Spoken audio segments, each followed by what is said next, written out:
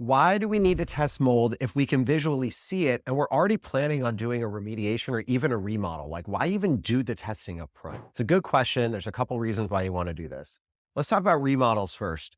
First off, you want to understand not only if there's mold on a surface, let's say if you're seeing it, but we need to understand based on the visual inspection, the testing, the type of mold that we're working with, how far do we think that mold might have spread? If you're doing a remodel, you're not opening up walls and cabinets and stuff under containment in the process that you would do for a mold remediation. That's not how renovations work.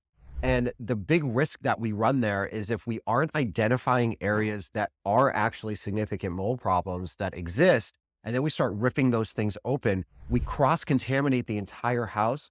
And in your renovation, you might have made it look pretty, but at the end of the day, you've actually caused a full home sickness at that point because now it's all moving everywhere. It gets into your HVAC system, becomes a really, really big problem. So when I'm working with clients who are thinking about renovating and they really want to understand what's going on, like, well, why would we do this testing now and this inspection now? Why wouldn't we do this later? It's because you don't want to accidentally open up something that's going to basically spread this all over your house. And then it's going to make it such a more difficult problem to address down the road. Now, if you're saying, why would I test something I can see if I'm already planning on remediating things that I can see? Well, it's because if we know what's there, it might change your prioritization of what you attack first, right? So you might see something be like, oh, I'm going to remediate this area over here. I'm already planning on it, right? But there's also 3 or 4 other areas that are going on. And, whenever you remediate and you remodel on the back end, that costs money, right? Well, what if you were able to test those 3 or 4 areas and you realized that only one of them was a really significant problem and the other ones were maybe just more surface level and weren't a huge issue?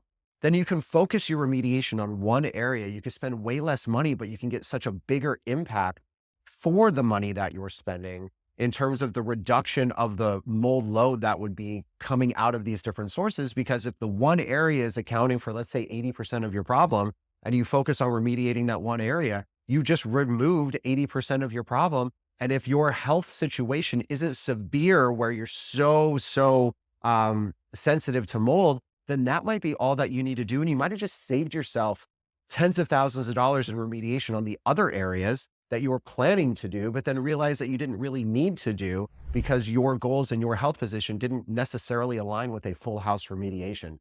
Testing cost in comparison to remediation cost is like peanuts, right? It makes way more sense to think of testing almost as an insurance policy. I'm going to test this and I'm going to just confirm that I actually do need to do something here. And if you think of it like an insurance policy, it's like if it comes back and there's no problem, I just save myself all this money on the back end, right?